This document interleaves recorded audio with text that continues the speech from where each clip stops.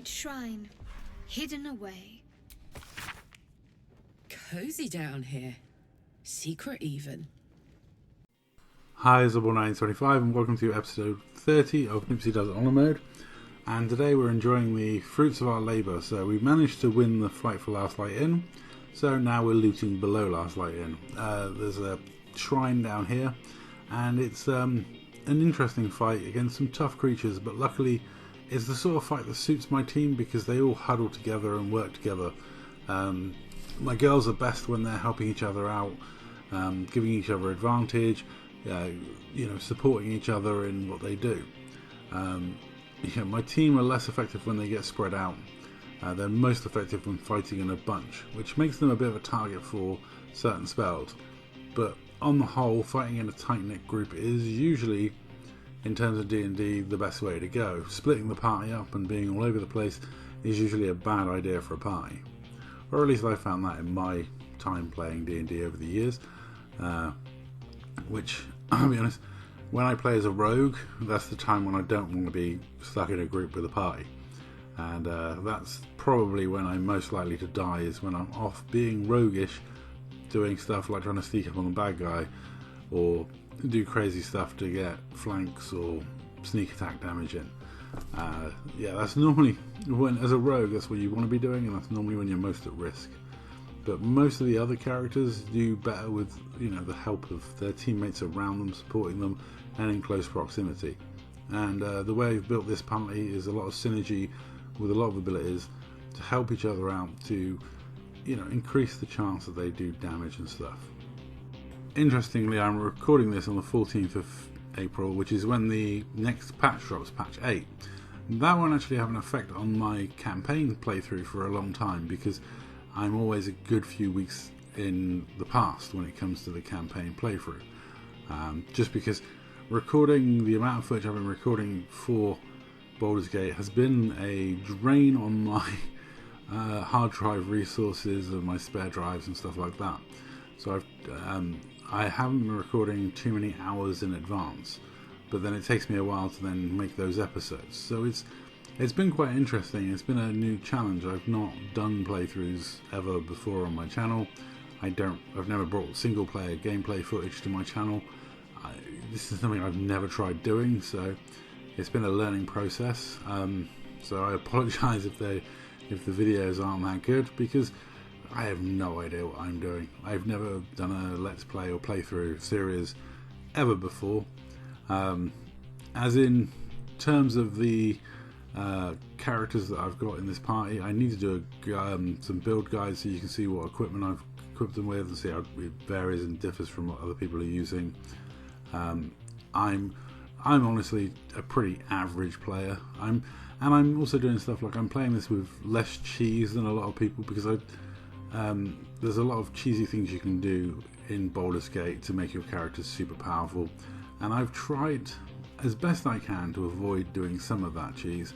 I've tried not to do anything that I would say my DM wouldn't let me do when I play the live version, because there's stuff you can do in this version that my DM would be like, you did what? And certain character builds and abilities that, he probably would not let me have or let fly on the playing it legitimate, like playing tabletop. All this reverberation stuff and light and the light radiant stuff, he probably wouldn't give you the magic items to do that.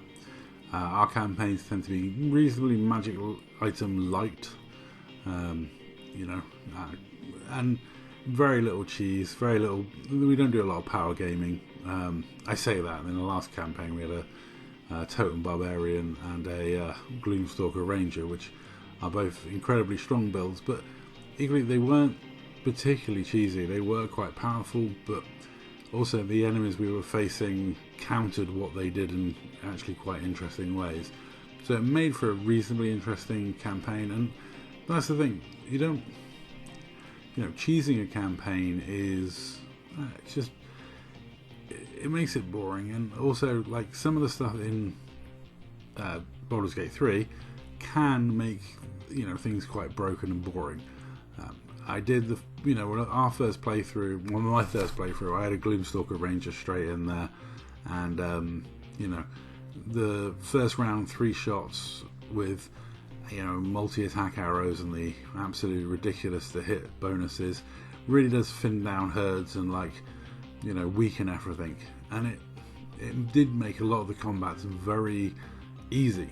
The Thrower Barbarian is another extremely strong build, but I don't think, I'm not cheesing mine too much. I'm, you know, trying to have as much fun with it as possible, use silly stuff.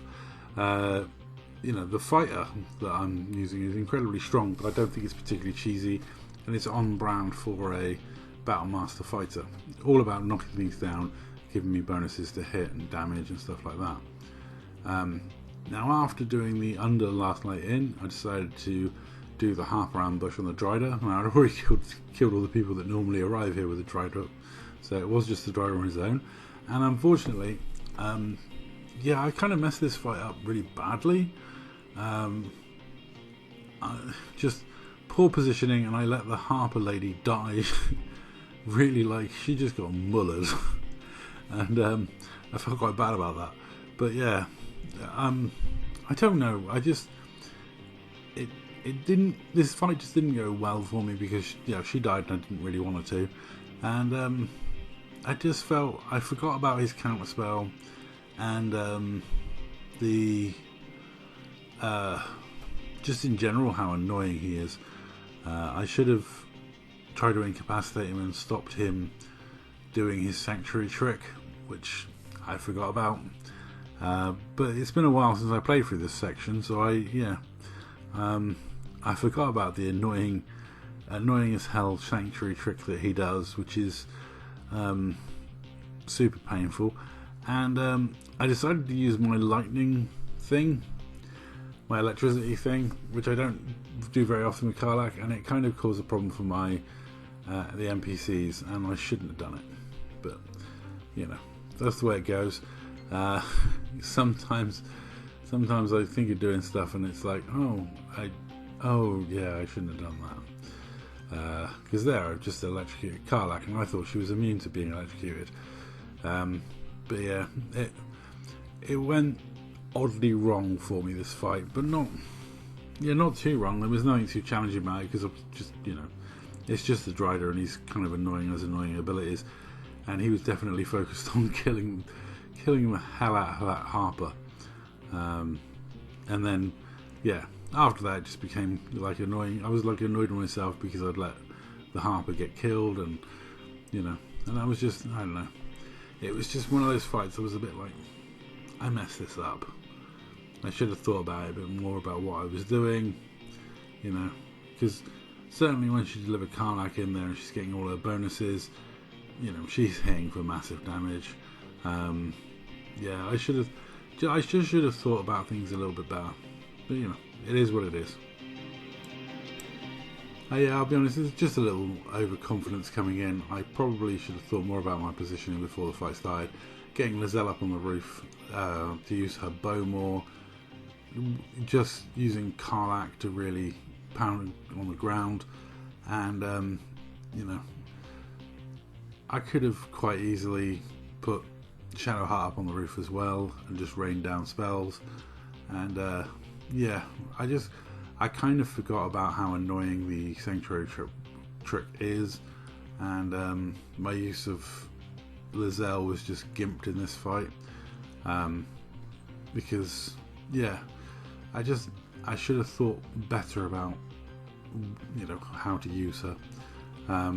But yeah, the electricity thing ended up, it was alright at this part. I mean, I've kind of worked it out by now, but like, just the opening, it didn't work out for me, and it got messy, and I let one of the main Harper characters die that I didn't really want to let die. So yeah, just overall a little disappointed with myself. B- on this combat, but I mean, the Drider's a pretty tough character, and eliminating his friends beforehand does make this fight easier, sort of, you know, in a way, but also it does mean the Harpers are all focused on him, which doesn't truly help, because you kind of want the Harpers out of your way so you can deal with him. So I don't know. 6 one half dozen the other. I do like the encounter with the hyena and saving the hyena. So you kind of, the way you choose to do things in this game really does affect the way things play out. It's one of the things I love about this game. It's also one of the things that annoys me, because certain things you can't see if you play a certain way. Certain interactions just don't happen for you if you're good, and yeah, some of the fun moments you can easily miss out on because you mess something simple up, or you forget to do things in a certain way. You know, you forget using certain characters opens up different fun dialogue options and things like that. It's one of the great things about this game. It's what gives it such replayability, is that how you play is so important to what results you get at what moments. Talking of replayability, me and my friend Woody are definitely going to be playing a new playthrough of this. As I think I'm going to do a Glamour Bard mixed Warlock for funsies. It's a character I was actually thinking of playing in 5e at some point. It was a character I nearly played for my last campaign. I ended up going Law Bard Wizard because I wanted the amount of skills. But Glamour Bard, Warlock, Fey Warlock has some overlap with the ability to charm things and persuade things to do stuff. It ultimately won't be an incredibly powerful character for Baldur's Gate 3, because a lot of the things you fight are quite resistant to her charms. But then, if I make a high enough level, I can probably get high enough charisma. I can probably get around saving throws, stuff like that, to a certain extent. Also, I mean, just that, it's just a fun combination to play. I'm not too worried about power, because I know Woody will be bringing the power of whatever he's playing in that party. I think he's going Paladin Warlock, so that'll be real fun. We'll be doing a lot of short resting for sure. I did decide to release the Pixie, because who wouldn't? She's annoying as hell, but you know, it works out okay. I got quite a lot of Lizelle disapproves in this section, but considering my high charisma and how much she's punching, I think I can get away with it. I'll be honest, the charisma levels on the base characters are hilariously low. Considering all their characters and the way you interact with them and how personal everyone is, they've got really low charismas, which doesn't really match. But anyway, I decided to kick off the ghost dog fight before finishing. Got Spirit Guardians up before shooting the last light out, and then yep, they appear. Nice easy fight to finish off with, and yeah, pretty much the plan was just Spirit Guardian the hell out of them, but Shanghai ended up being last on initiative, so it all got a bit messy. Karlach was off smashing doggies in. I don't know why I chose not to rage beforehand. I think I'm supposed to be like cutting down on rages or like holding some back, but you know, and also my poor Raven wasn't stood in the Spirit Garden, so got picked on a bit, but all in good fun.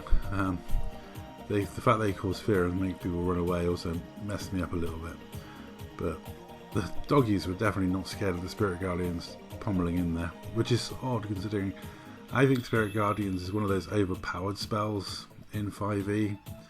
I kind of feel it is rather too good, Spirit Guardians, it's got to be said. But yeah, and then I immediately mess up by letting an attack of opportunity come in, and that takes out Spirit Guardians immediately. But it is what it is, which is not a lot by this stage, because Karlach just hits so damn hard. I forget how hard she hits until I like beef her up a bit, and then it's like, oh my god. Even when she's not throwing, she hits things ridiculously hard. And yeah, so that's this fight over really. And I'll say that's all. Thank you very much for watching. I'll catch you in the next one.